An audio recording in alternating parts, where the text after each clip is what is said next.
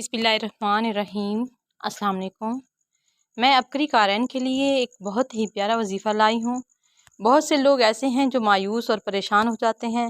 छोटी छोटी बातें उन्हें मायूस कर देती हैं और परेशानी ले लेते हैं, जिसकी वजह से उन्हें ब्लड प्रेशर हाई, शुगर इस जैसी अमराज हो जाती हैं। डिप्रेशन एक बहुत बड़ी बीमारी है। डिप्रेशन की वजह से बहुत से लोग दिल के अमराज में मुब्तला हो जाते हैं।